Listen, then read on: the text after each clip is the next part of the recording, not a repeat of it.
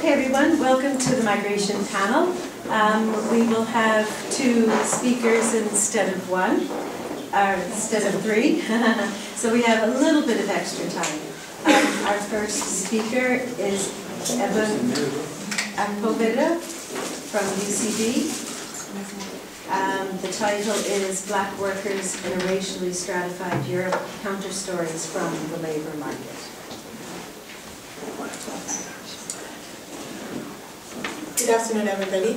I'm going to be doing a presentation from my thesis. I'm a third-year PhD student with the School of Sociology, and I'm looking at racial stratification in the labour markets.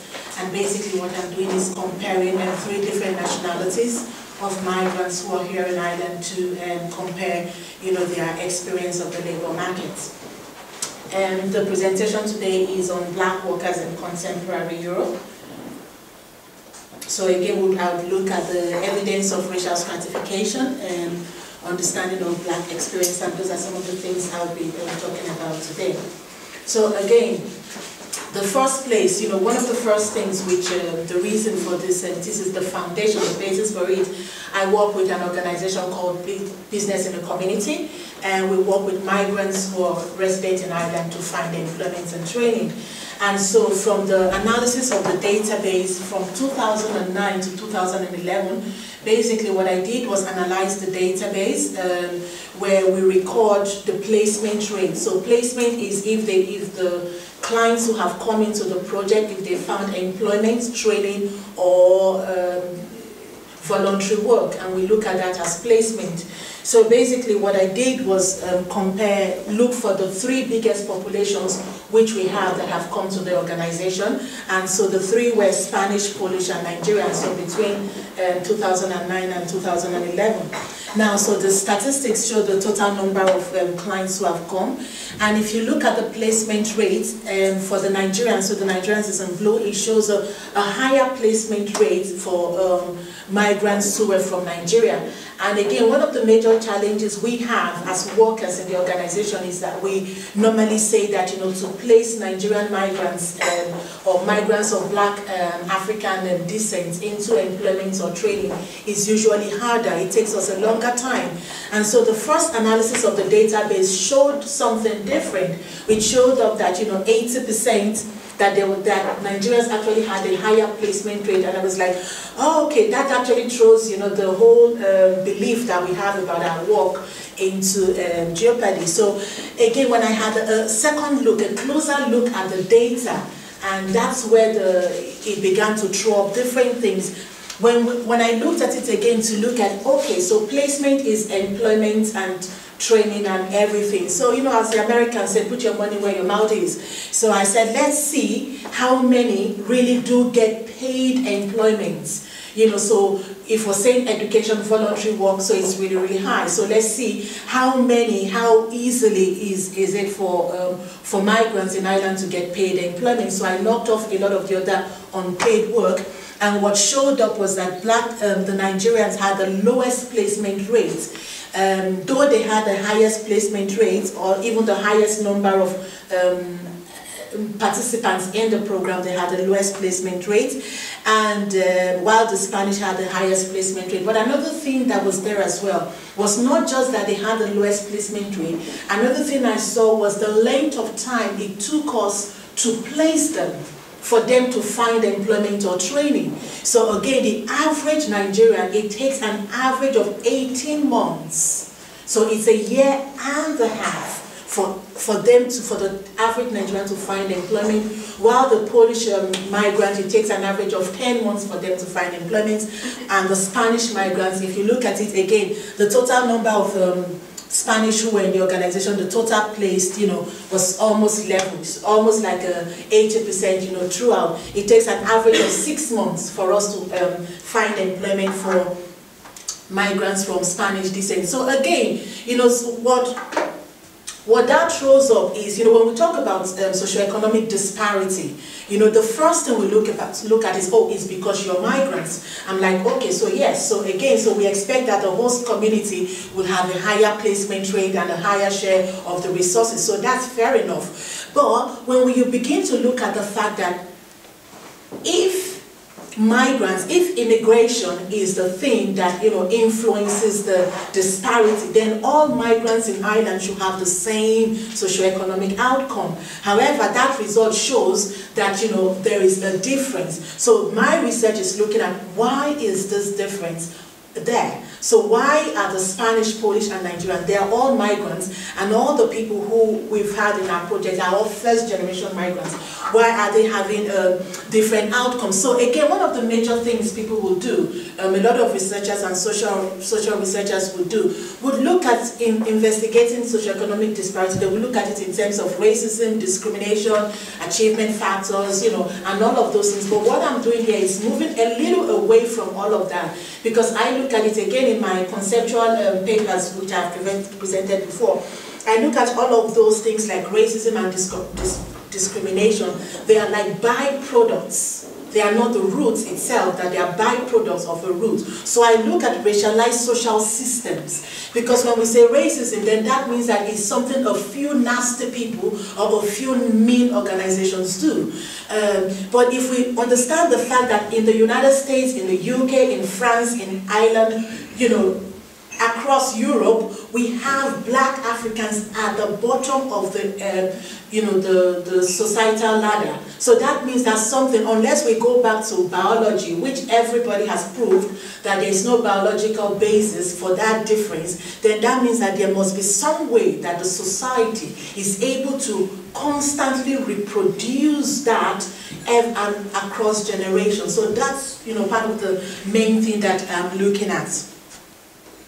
So again, when we look at racialized social systems, so again, there are societies in which economic, political, social, and ideological levels are partially structured by the placement of actors in racial categories. Again, sometimes people conflate, race and ethnicity together. But when we begin to look at it, that those are completely different things, because when we look at race again is about a racial hierarchy.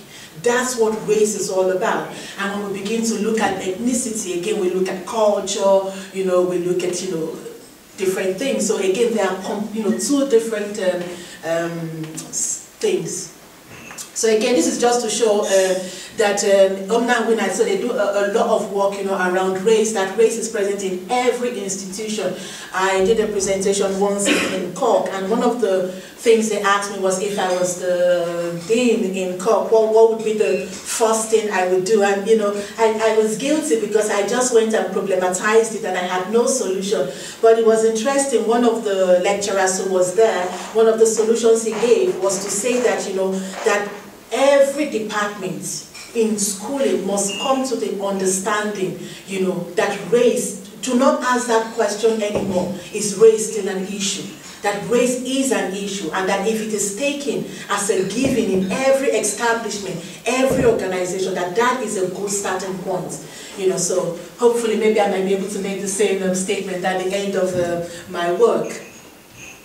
So again, I'm looking at all of this through the theory of immigration and racial stratification. So, and racial stratification implies a pre-existing hierarchy and position in which new immigrants have to fit into. So again, it's about a hierarchy. When we begin to look at hierarchy, it's that we're saying that some people are at the top and some people are at the bottom. Some are preferred and some are not preferred. And that's what it's about. Again, we look at, racial groupings, and we say that they are real and they exist. Sometimes, again, when we talk about race, you almost feel like, okay, you're mad, because, you're like the lone voice in the middle of, everywhere where a lot of people want to say, oh, gender and class, and even in the United States, where race is still a big issue, you still get a shut-up experience when you want to talk about race. But what the theory of immigration and racial stratification says is that race is real. The racial categories exist. It's not a figment of people's imagination. Again, if we say from our lived experience, a person of color says from their lived experience that they experience that they are impacted by race, then it has to be real.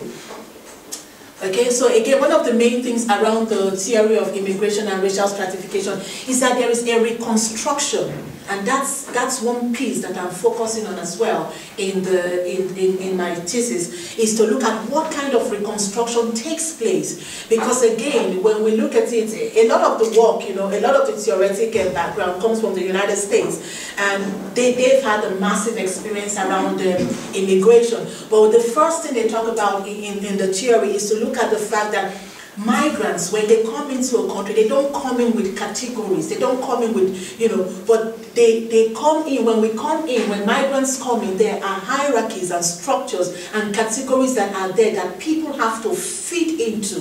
So you're not allowed to recreate your own category, but the categories that are there, you fit into. And in the process of fitting into that category, there is a reconstruction that takes place. Another word, is the assimilation word. That's a really, really dirty word when we talk, in sociology and social sciences. It's a word that people don't want to talk about anymore. So we treat it like, no, that's past and that's gone. But again, we're looking at, so for my research, I'm asking people and I'm doing interviews and I'm talking to them, and they are saying, the changes that they have had to go through. So that we look at it through the lenses of assimilation, or are there new lenses through which we can begin to look at them. Okay, so again, one of the major things, we're looking at contemporary Europe. The sad thing is that in Europe, scholarship is not framed in terms of racial hierarchy at all. Hardly do we frame it, when we look at disparity in income, most times we look at it as, just discrimination, but we don't look at it around, racial hierarchy. Even doing this work and looking for around Europe, just looking for empirical data to follow, to connect my work with, was really, really hard. So I've been very, very creative in ways to research this, because most of the things, people want to focus on discrimination or racism, and to research from that point. At the end of the day, you get a research that is so descriptive of he said, she said, and she did, and it looks like it's what individuals are doing.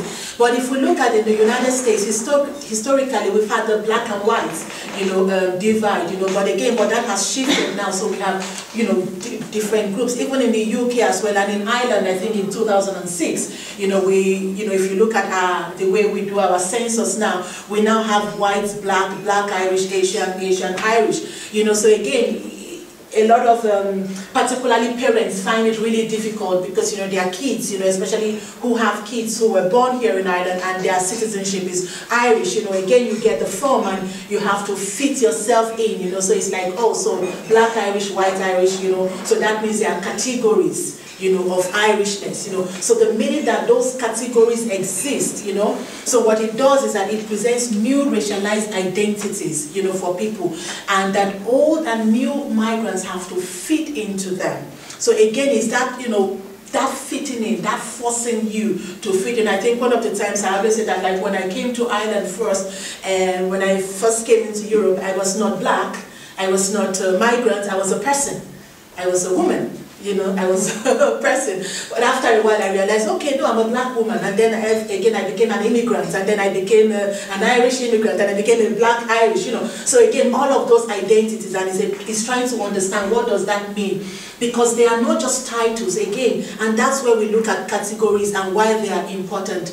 Racial stratification is not just about, again, this is from my theoretic, my conceptual framework, these are the main points that makes understanding and looking at racial stratification really, really important, because racial stratification is not just about when we categorize people. It's not just, most times we do it in census, we say, it's just to know the total number of people. But at the end of the day, it has implications for people's lives. And that's why racial stratification is important. It's a layering of categories of people, greater and lower. So again, we look at one of the major challenges I find is like, let me see if I go to the next slide. So again, this, I'm just not going to try and read through them because of the limited time that I have. But racial stratification, I think this is important, is predicated on two factors. So it's a belief system about the order, and also the power to impute that category on the other. Those two forces, those two are the strong forces that makes, that lends its energy to racial stratification. And these are the implications it has for people's lives, structures inequality. So again, Obu, he's been highly criticized, for his work. I mean, if you read a lot of his work, some of his work has been, really, really criticized. But, he made a statement that, that speaks to my lived experience, of being a black worker here in Ireland, in Europe. He says that racial stratification is more basic to social structure and therefore the ultimate determinant of inequality in school outcomes and in adult socioeconomic status between racial minorities and the dominant group.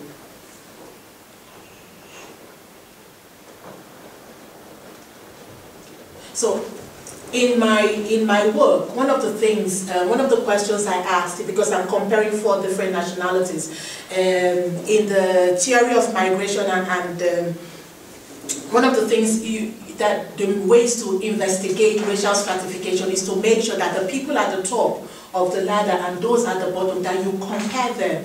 So again, most people say, oh, why didn't I just research, only Nigerians? And then I do not have a strong point to compare the outcome. So I really like this because, again, it gives me an opportunity to look at, across different nationalities to see, if their experience is the same or if there's a difference in outcome. So one of the questions I asked, and I came up, at first I had a chat, and then, through conferences we decided to take out the chat from it. So the question I asked is, place these nationalities in a diagram as they are positioned in society. So I'm asking migrants, so I'm working with a number of migrants and conducting a semi-structured interview. So in that question, so to place these nationalities in a diagram. So this is the main response. So again, I've done 60% of my research, my interviews so far, and with the Nigerians, I've done 90% of the interviews with them. And so this is the the results that is coming out. So again, everyone is showing a dichotomous nature of society, because we read literature and we hear that society is stratified. How is it stratified? Who is where? So again, it's about researching all those things to say this is how society is stratified. So again, it begins to indicate a dichotomous nature, top down, vertical. So again, we can explain it from any one of all of these. They are all saying the same thing, but different social scientists have described it in different ways. But again, one of the main things is it shows the black and white ascendancy with white at the top and black at the bottom. So one of the things I'm doing in this research is to look at those at the bottom. What do they do when they're at the bottom? How do they get maintained? Because the system, because if we say it's structural, there's a racial order. How is that racial order maintained? Unless they just take everybody who is black-skinned aside and say, okay, you're going to have to, and that doesn't happen because I have lived here and I've not been taken aside and told to behave in a certain way. So they must have a different way. But the indicators of positioning, so I asked the participants at the interviews, and how do they know that society is stratified like this? Because most of them are not into social research and all of those things. So how do they know that society is stratified this way? So again, some of the things that they have looked at is the representative number of groups in top management. So when they look at in management, how many, so even when we say forget the Irish, we assume the Irish will always have the biggest number because again is our host nation. But we look at, so among other migrants, when they compare the total number of migrants in top management, they see that migrants of Nigerian descent there's a dearth of them, in top management, or even the level of attached negative image and the discourse concerning them, either in the media, so that negative image, so that's where they begin to see, okay, yeah, so these people must be at the bottom of the ladder. So again, they are welcome and acceptance by the host. Again, that's one word that, is used, the participants use really easily, acceptance. One of the things I'm going to do as well in the research is, after all my tapes are transcribed, is to look at how many times the word acceptance is used. Okay, so again, so the frequency of travel to those cities, the ease to get employment, their total population in Ireland, the willingness of the host to learn the other's language, so the limited sectors in which they can find work. So these are some of the reasons that they came up with those structures to say that that's how society is stratified. So again, so when I put it out, so from that structure, this is what I come up with, and this is how, they have, the participants, my interviewees, have looked at society stratified with Irish at the top, Spanish, Polish, and Nigerian. Now, there's a bit of a back and forth, so a few, particularly the Polish participants would put the Polish at the top, the Spanish participants would put the Spanish at the bottom. So between those two groups, so they place their own group at the top or the bottom, but all the Nigerians, everybody put the Nigerians at the bottom and at the top as well. So that was no contest, that was the easiest for them to feel. So they were so sure of that. And yeah, so all the Nigerians put all the Spanish next and then the Polish. So again, it was interesting. So for me, just talking to them, so how do you know this? Why did you place them, in this way?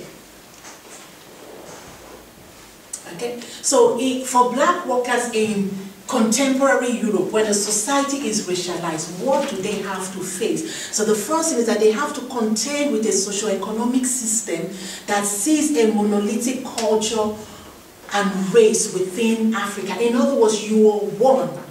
So there's no difference. So every time, and that's one of the major things black workers have to contend with. It's monolithic. The same. You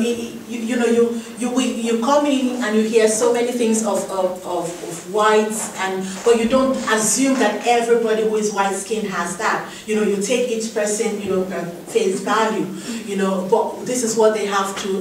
This is what they face with. So again, they are racially marked for subordination, and that's their experience. Or deny social and political equality. I like this one, guilty until proven innocent. Now that's one of the major things that they describe that they are faced with. So again, you will hear comments like, I know they think I'm this, but I always tell them, just give me 5 minutes of your time and you will see that I'm different. So I'm like, okay, so there is something.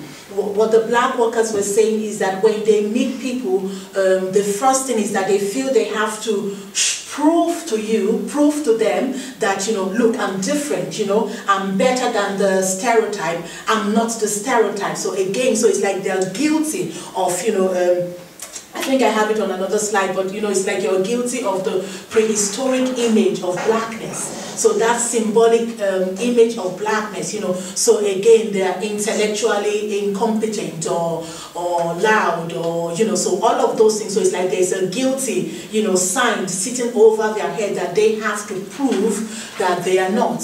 Again, so black bodies are positioned and viewed negatively, and there's reification of inequality through equal opportunities policies. So again, one of the things they talk about is the fact that they bring their experience from their home countries. And here, somebody who has 12 years experience as a lawyer, as a solicitor, comes here and you're told, oh, sorry, you don't have an Irish experience. But then they would have somebody who's Irish, who has experience maybe from Africa, from Nigeria, one of those countries, and that experience is looked at as international experience and it is accounted. So again, we're saying equal opportunities, but those policies actually reifies the inequality and make sure that they are constantly stratified, outside the structures. Okay, you have to. Okay, so I will just look at this last slide. So again, so how is this racial order? How is it maintained? So from my talks with them, so these are the ways that, black workers are kept within that order, within that strata, that level where they are playing. One of the major tools that is used is a demotivation of migrants. So I have an asterisk there because all migrants experience, that demotivation, but some more than others. So again, the black migrants experience it more. It comes from the constantly being passed over when it comes, to promotion. It comes to them constantly being undermined, especially when they are in leadership position. So they find that all the interviewees, 90% of the interviews I've done of the black workers all reported exactly the same thing. When they are in leadership positions, they are undermined and you know, the conversation goes until that leadership is either taken away from them or they have to get somebody else, you know, to lead over the project. So again, they look at it as being good enough to follow, but not good enough to lead. You know, so those are some of the tools, you know, that are put in place. So again, I have it here, caught in the prehistoric black image of, you know, black guilt, of lazy, intellectually inferior, you know, and sites of ridicule and mistrust. You know, so yeah, so again, repeatedly passed over for promotion and all of that. Okay, so this last one is, you know, one of the ladies who talks about, you know, one of the interviews I asked, you know, when I asked her, have you ever felt uncomfortable at work, you know, and she described how after 8 years in a company, you know, and she finally got a promotion. She got the first one. The first one meant that they had to change her work from full-time employment to part-time. She's like, no, all the others get the same, you know, senior promotion, and they are able to keep their 36 hours. So why am I the only one who, if I have to take the promotion, I have to take less hours? So she had to refuse the first one. She got the second one. When they gave her the second one, it took 7 months. And her literally having to become the mad black woman and threaten them before she finally got her pin, the same pin that was given to all the others within 1 week of getting that role. So again, those are methods that are used to undermine and demotivate. So what happens is that black workers no longer try. They get to a point where they realize, okay, this is it, they stop, many of them quit, many become frustrated, and that racial order is maintained. Okay, thank you very much.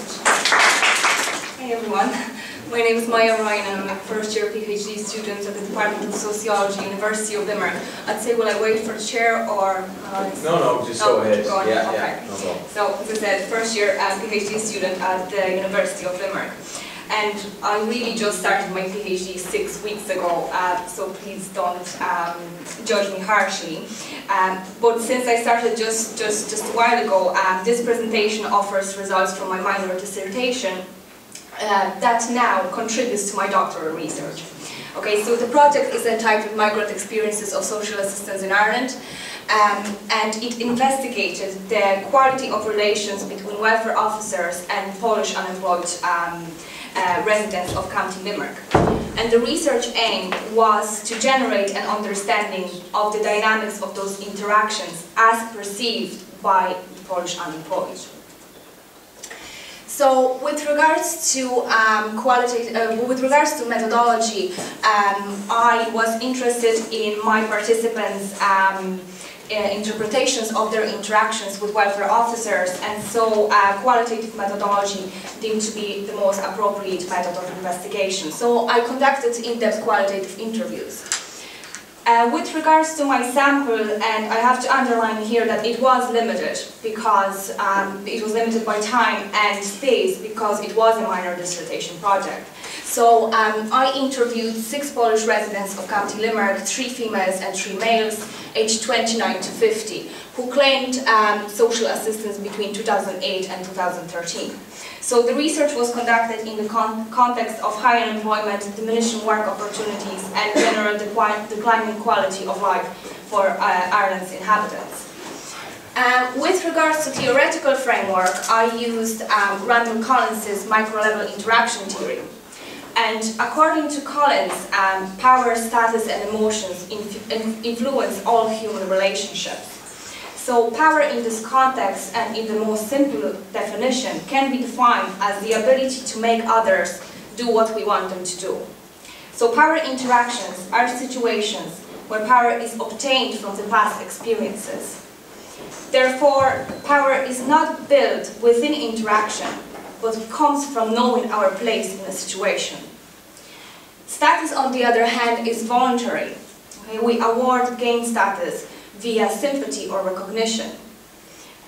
We accept others' position and others accept ours, but what it also means is that we accept some individuals and exclude others, and the same thing happens to us. Finally, emotions accompany all interactions. Collins distinguishes 2 types of emotions, transient and emotional energy. Now my research focused on the emotional energy, as it is a long-term emotion that is brought forward from one interaction to another. These are what we could call routine emotions. Based on the history of our encounters, we recognize what type of emotions we are going to experience even before we enter a situation. So the memory of past interactions and emotions that accompany them allow us to make assumptions about the similar future situations in similar contexts with the same or similar people. So with regards to my findings, first of all, my research found that the access to interaction with welfare officers generally is restricted for claimants. Okay, so we know that it is preceded by collecting a ticket for a right hatch, okay, for queues, long waiting hours, and open public meetings instead of scheduled private appointments. So the access highly depends on its spatio-temporal location. And I have a quote here from Russell and Collins 2001, who state that persons who control these special and material background conditions are in a position of controlling the course of interactions. So metastructures such as organizations or institutions such as social welfare office are perceived by microconflict theories as self-centered. So those within an organization use all their power to sustain whatever resources they possess. An employee of a certain institution will then possess more power than an applicant, as the former person controls the normative behavior within the space that they occupy. Therefore, the relationship between welfare staff and claimants is highly stratified. Welfare officers are not subjected to the same degree of constraint while interacting with their clients. First of all, they are in control of the space that they occupy. And secondly, and most importantly, the amount of discretionary power they possess makes this relationship very unequal. The cases examined for this project show that migrant women experience double burden and what I called in my research, or what I defined in my research as gender racialization. Okay, their access to social protection is firstly limited by gender. So the first source of the legitimization is gender, and the second source is the nationality. Women are being investigated about their private relationships in order to find somebody other than the state that would be responsible for their financial living. And my findings confirm Daly's findings from 1989, which is a long time ago, and her argument that, and here I quote Daly, men are not put through the very personal investigation process which women applicants often have to undergo to establish whether they are really deserving, unmarried, not cohabitating, and so on. So in contrast to males, all of my female participants were interrogated about their personal relationships. None of my male participants experienced racism or negative attitudes. Their interactions with welfare officers were described mostly as neither positive or negative. They were mostly described as just an institutional, the interaction with institution. Most importantly, they did not have to answer any questions about their private, intimate relationships. Additionally, men's interactions with welfare differed to those of women because they brought a different kind of self-concept to that situation. And here I have a quote of one of my male participants, and he said, "I did not look for help. I was simply let go from my work in Dell, and I had to claim benefits. After 2 years of work, I was simply entitled." And this sense of entitlement may change situational definition of face-to-face interactions, equalizing the power levels between actors. Additionally, unemployment men in my research perceived the state as obliged to fulfill their rights, which was accepted by the welfare officers. As a result, the mutual definition of the situation and its consequent dynamics were altered and became more alike for both actors. Hence, the outcomes of males' encounters of social welfare were bound to be more positive than those of women. With regards to racialization or racist attitudes towards Polish unemployed, Collins underlined that in researching social interactions, we must focus on the historical context in which those encounters take place. So we must remember that during the recession, the general attitudes towards migrants in Ireland and usually everywhere else worsened. In 2 cases, the emotional result of the interaction was extreme for my participants. They were verbally abused by community welfare officers and experienced racism. They were both told by officers to go back to Poland because they're not welcome in Ireland. Both women ran out of the welfare buildings crying. In the situation of complete humiliation and powerlessness, both women immediately ended those interactions. One of them terminated her claim straight away and never went back to social welfare again.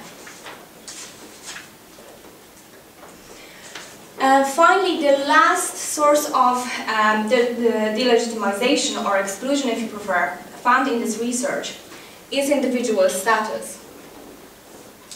My participants felt that they were perceived as scroungers, lazy, unwilling to work individuals with what we could call low social position or low cultural capital. One of my participants described her experiences of welfare as embarrassing for her as a person. She said she feels like a scrounger, even though she doesn't have any other choice than to collect her weekly one-parent family allowance. And what is interesting here is that I conducted my interviews in Polish because I'm from Poland and my participants were from Poland. And otherwise the situation would be very artificial. And what happened was she actually spoke Polish throughout the whole interview, and one word in English, apart from okay, that she used was scrounger. So she was very well aware of the negative discourse behind migrant unemployment in Ireland. So we can observe how loss of status impacted her self-concept. Her interactions with social welfare and community welfare officers often failed and brought about feelings of fear, shame and embarrassment. She saw herself as inferior, in a position of wrongdoing and without power to counter those feelings.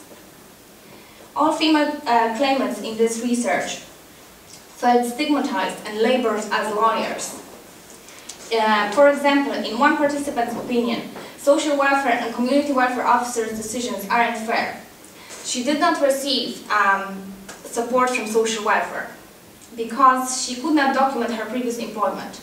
She never received any contract or pay slips from her former employer, and her wages were paid in an envelope every week. And she was told by the welfare officers, and here's a quote, "It is rather impossible that this man, her previous employer, did not pay taxes for you. He is a respectable employer in the region." So that's what she was told in social welfare. 2 of my participants also felt that they were discouraged to pursue with their claims. One female participant admitted that her payments are terminated and reinstated from time to time for no reason. And here she said, "Strange things happen to me. I don't know whether it's some type of conspiracy.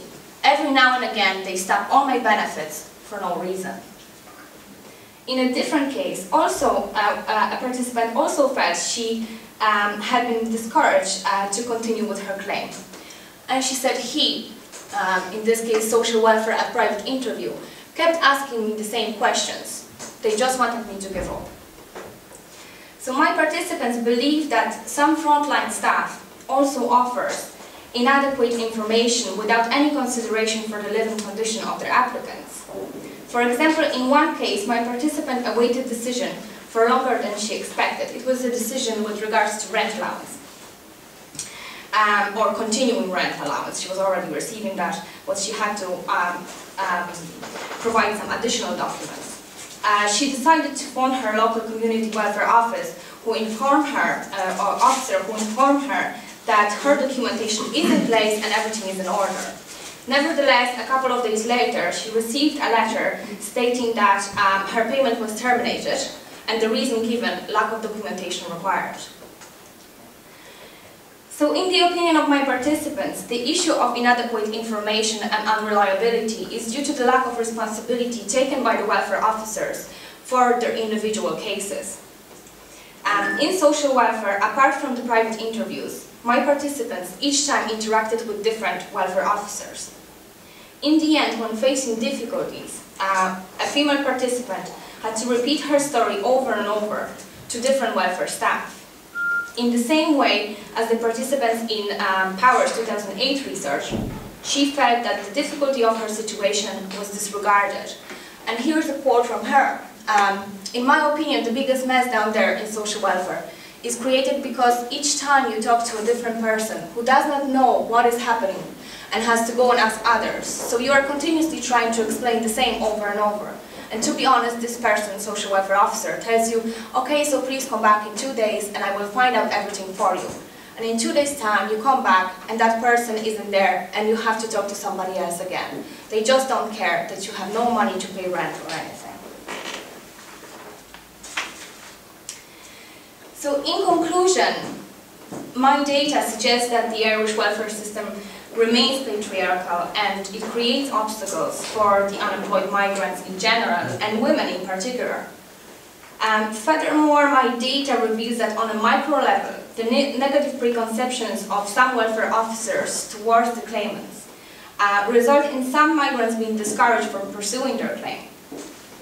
The power awarded to welfare officers fulfilling the roles of judges of deservingness, as one of my participants said, together with the cultural stereotypes of the unemployed as social burden or workless by choice, shapes the situation dynamics that is always dictated by the welfare staff. Finally, with regards to theoretical findings, I argue that these are emotions that are central to any power relations. Power and status are important components of every interaction. However, emotions are ignition, as they are used by others to influence our actions and used by us to affect others. So the study that I conducted as part of my MA thesis now contributes to my doctoral research entitled Safeguarding the Social System Assistance in Ireland, a critical analysis of the impact of the habitual residence condition on the social welfare policy and practice. And for those who wouldn't be aware what a habitual residence condition is, as a precaution against welfare tourism, Ireland introduced HRC on May 1st, 2004 as an additional criterion for eligibility for social assistance payments, and these are non-contributory assistance payments.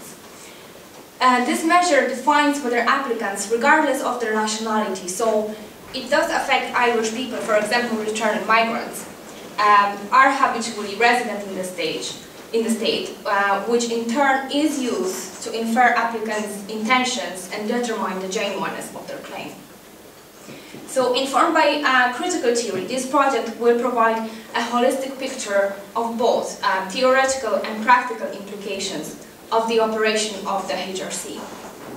Additionally, using theories of emotions, I will focus on the role of discretion in decision-making practices, and focus on the question whether empathy and indifference impact decisions made by welfare staff. And this is really going to be the heart of my research, the role of discretion in decision-making practices, and the kind of emotional dynamics of power relations, or unequal power relations.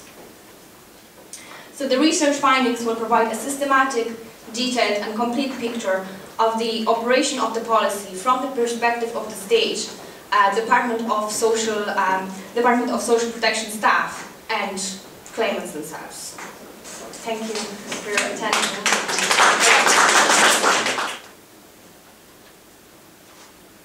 So I've been in this business for a while, and I've watched a lot of people's presentations.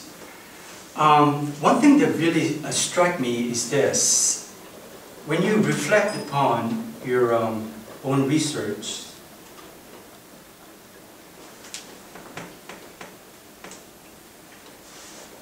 I don't really consider myself a very conservative person, but it seems as though a lot of researchers, they come into their own research with an agenda to prove that certain groups are disadvantaged, therefore they deserve special treatment. I approached this research as a complete outsider. I had no stake as to how the outcome might be. This is what's called a basic research. You do this purely out of curiosity. Some basic research are completely useless, but innovations a lot of times would come out from basic research. You know this from chemistry and physics and biology, how important basic research are. Anyway, so let's talk about year 2004. 2004 was a monumental year for the Republic of Ireland.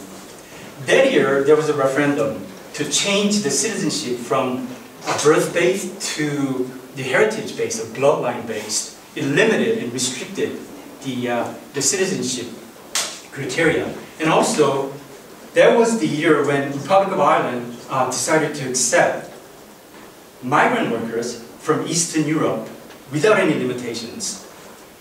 And the Republic of Ireland was one of the 3 old EU member states that decided to do that. The other 2 were Sweden and UK.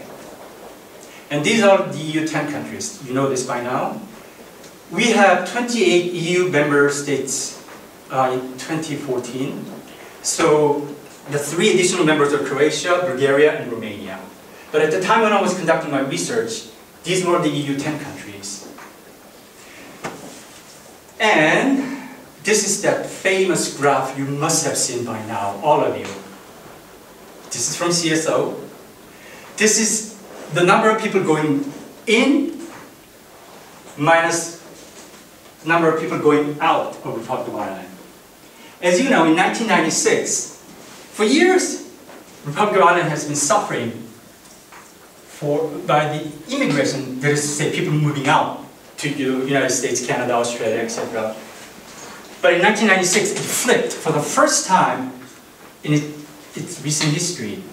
And the Republic of Ireland, for the first time in its history, became migrant receiving country.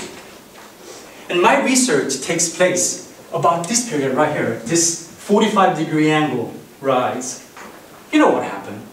EU 10 migrant workers came to the Republic of Ireland en masse.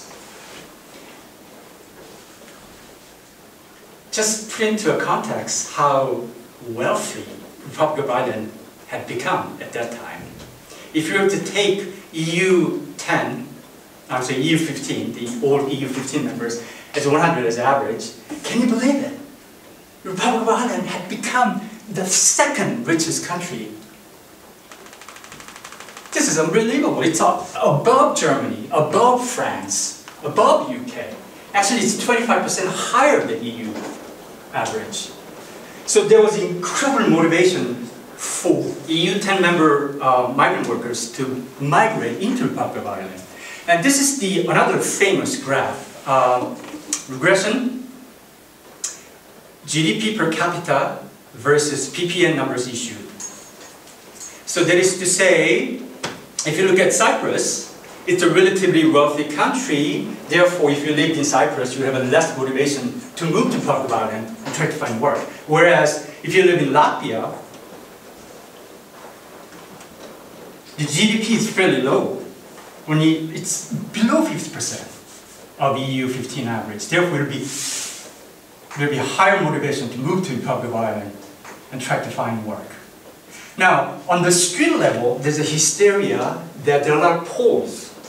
However, on the per capita base, there are actually more Latvians and Lithuanians in this country than Poles. Because Latvia and Lithuania are very small countries vis-a-vis Poland. And our square is 60%. So the link is indisputable. They came here to work. And this is a unique feature of incoming migrants into the Republic of Ireland. It happened during the boom time. Remember? Remember the boom time? Celtic tiger years, remember those years? And they were mostly white. On the worst stage, when we talk about immigration, it's usually racially coded. White versus Latino, white versus Asians. But this was unique in the sense that it's white versus white. And the people that are coming into this country was extremely well educated. And the speed was unbelievable. Look at the neighboring UK. It took UK 30 years to reach that level. But for Republic of Ireland, it only took 4 years.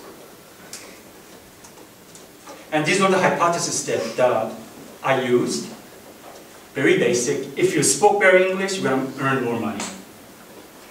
Migrant workers probably would make less money than native Irish.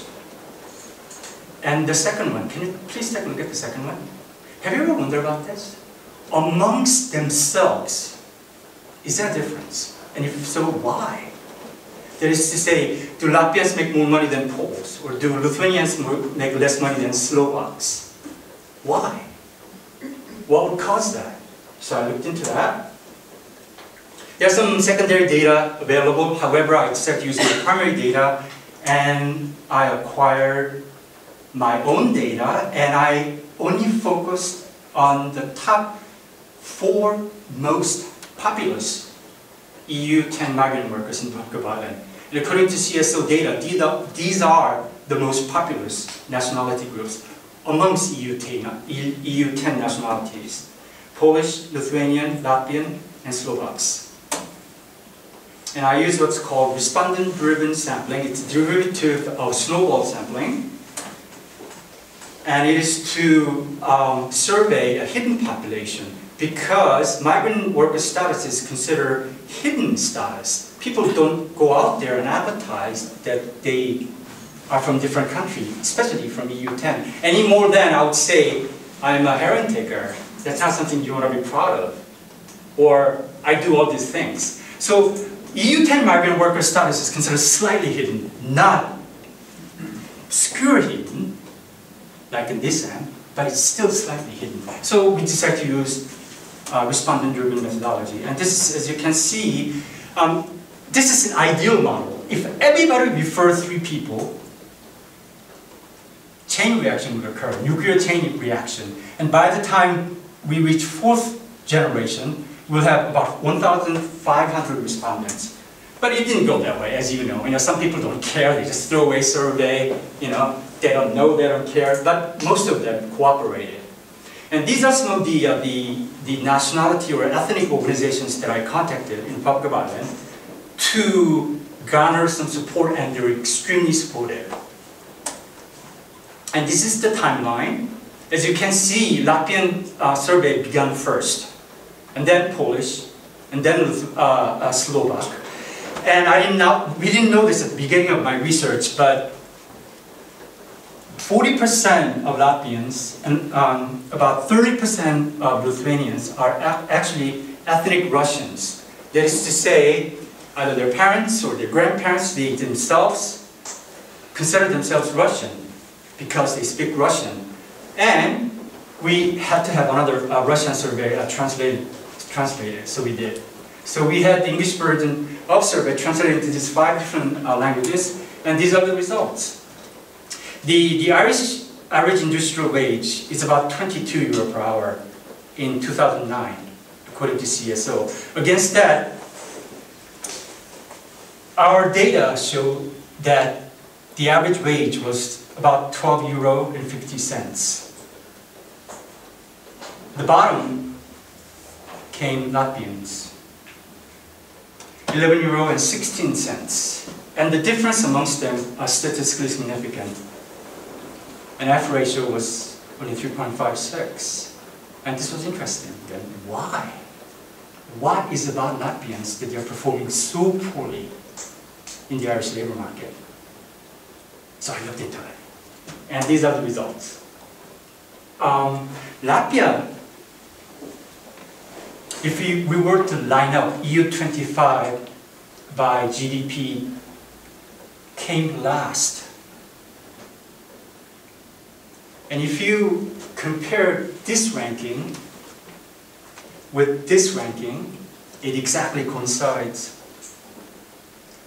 This led us to conclude, in layman's terms, if you come from a poor country, you tend to perform poorly in the Irish labor market. If you come from a well-to-do country, you tend to perform well in the Irish labor market. There's a direct correlation. So this is to simplify the path diagram. How well you speak English, your level of education, gender is always considered negative in the labor market, and how long you've been in the Republic of Ireland. These factors contribute to how much you earn in the Republic of Ireland. Latvians in particular, again, looking at the underdog, the worst performers. What are they doing wrong? Why? What's going on? They have relatively low level of education. Their level of English is really bad. And Latvian immigration is characterized by gender. It's extremely gendered migration. That results in concentrating in three main industries in Balkan Island: retail, hotel, restaurant, and cleaning, which only pays barely minimum wage or slightly over minimum wage. And this is the conclusion. The one thing that I really want to draw your attention is the last one, this one. You see, the Republic of Ireland historically sees itself, its future, tied to that of the United States or the UK. But if you really think about it, now the future of the Republic of Ireland is really tied to EU 10 countries, because that's the source of cheap labor for the foreseeable time to come for this country. And this is my presentation. Thanks for your attention. I think across the three papers today, we've seen some really worthwhile projects that are sort of moving migration scholarship along in terms of complexity and the nuances of both experience as it's contextualized in material realities. So concepts like, well, dealing with basic concepts like stratification and inequality, but trying to shift some of those contexts: racial stratification, situational inequality, gendered racialization, and trying to bring together and synthesize the discursive and the material dynamics as they play out in the context of institutional power regimes, formations, and landscapes. So really trying to look at the ways of it's more than just discourse, and looking at the sort of, I suppose, from an interactional perspective, from micro perspectives, how systems of power work in the context of interaction with institutions and regimes. And you show a little bit different aspect of it, but it's still looking at how do power relations play out, and how do people experience these forms of inequality, racialization, discrimination, etc., whether categorical or otherwise, in the context of their interactions with people within those regimes and with the institutional structures of the regimes themselves. All right, questions? Yes. Can I? Yes, Yeah, please. okay. So, good presentation for everyone. I have bit critics and I would like to comment on the, especially on the first two presentations. So about the first one, Ebun, right? Yes, I think that you're missing the concept because your comparable cases are different. So what you're capturing is not really whether there is a racial difference, but you're capturing what are the immigration policies toward the EU countries and non-EU countries. And basically one can even go further because your data set is from 2009 until 2011. And one can even go further and say that there is not even a real immigration, or we cannot even talk about real immigration among the EU countries. It will be more like moving from Dublin to Limerick if you move from Spain to another place. And there will be a different documentation that those people in the EU have to require compared to those that are outside of the EU. So for example, in your case, if you compare people from the United States or non-EU countries, Brazil, then there would be a place for comparison. Because you have two different cases with two different outcomes, basically by total layman's terms, you can't really make any kind of comparison between those. My comment for the first one is that. The second one, it was actually, it might be a good research to see why there is a difference between Spain and Poland. So why people think that Spain is better in terms than compared to the Polish people. So that's the only comparable case that might be might come a good outcome. For the second research with 6 interviews, you can basically not make any kind of attempt to explain the population. When you speak about, it was Majka, right? Mm. So when you speak about 2 women crying can live in the building, out of 3, you're basically speaking about 66% of the Polish population of women in Limerick, with the margin of error in your case is going to be huge.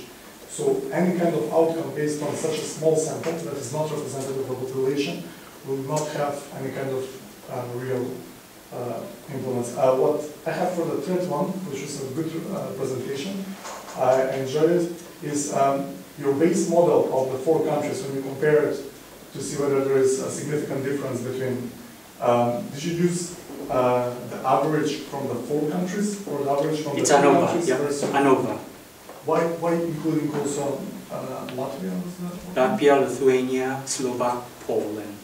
So the average from the 3 countries versus the last one, or the average of the 4 countries versus the last one? All 4. All 4. All 4. Why the 4th one? It's pulling the average down. The average were taken within nationality, Yeah. and then this average was compared all 4. Yeah, but then if you're comparing the means of the whole population versus the sample which is inside the population. We did it twice, so we took the entire population and compared it against the native Irish, and we got rid of the native Irish and we compared amongst EU 10. Yeah, among them, because if you compare the native Irish, you're comparing something totally different. That's correct, yeah. But even if you're comparing among those 4 cases, maybe you should exclude the 4th one when trying to compare the means. Because otherwise the 4th one, the highest one or the lowest one? The lowest one. Lowest one? Yeah. Because the lowest one is pulling the mean of the others. So you will have even more significant results in comparing the means too. As an outlier. That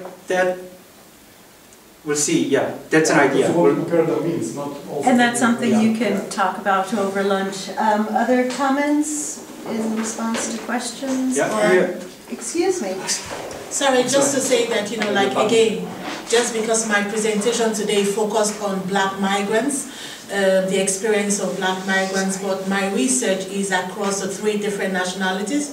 So it's Spanish, Polish, and Nigerian. So I'm interviewing, you know, equal number of people from the 3 different nationalities. And again, I'm looking at things about, you know, whiteness and cultural whiteness, and, you know, looking at how there's a difference between both Spanish and Polish. Yes, so they're both white nationalities, but there's a difference in their outcomes. So again, so that the result from that also throws up new things about how people from, you know, so if it's race or color, that there is that whiteness also stratifies, you know, people differently.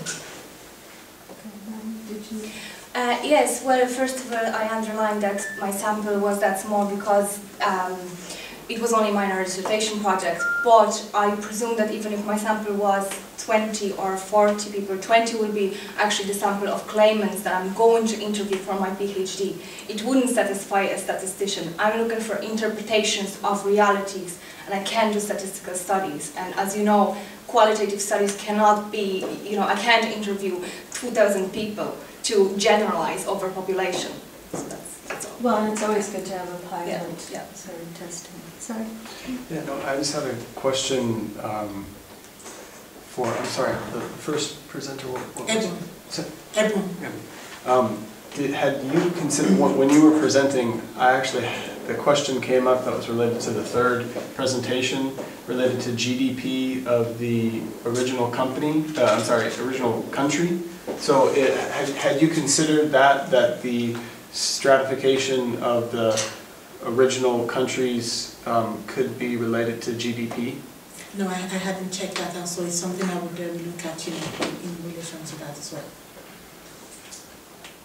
Other questions? Yeah? Just following up on your comment, I think what you what you should have done in your conclusion, you could probably have specified that these conclusions are based on the 6 interviews. Because what you do in your conclusion is like it's a general concept you're giving, which is not representative of the whole Polish population in Ireland. So you could probably have mentioned that these conclusions are based on the 6 samples from the... No, What I said is that my data suggests that there are such and such problems. And it suggests. Because the problem isn't encountered, the problem isn't there until it's encountered. And even if it's encountered in one case, the problem exists. But you're making broader conclusions. No, I just said that it suggests. I never generalized it, that there is problems with the whole population has such a problem. Okay. Other questions? I have a question for Maya. Just on the last slide, you're talking about the experiences of your respondents and in terms of the welfare officers discouraging claims. And now this isn't my area at all, but just even from anecdotal evidence, like I know this isn't something that would be specific to Polish people. So how are you going to address that, say, or have you thought about how to address that? Because it's going to be something that will be experienced by Irish people and non-Irish alike, and well, my interviewees for my PhD research will be all types of nations, and it will be Irish people, and it will be all kinds of different migrants that I will be able to get, and I think that max is 20-25 interviews. So the discouraging claims actually is reflected in other literature. All of the points that that actually I underlined, they were underlined in literature, that those kind of problems exist, and they exist across nations. And what I'm really, really interested about is how is it going to play out with Irish people. So. Any final questions before our lunch? I suppose it's lunch next, yeah? All right, then, we're all free to go. Thanks very much. Oh, I know the feeling.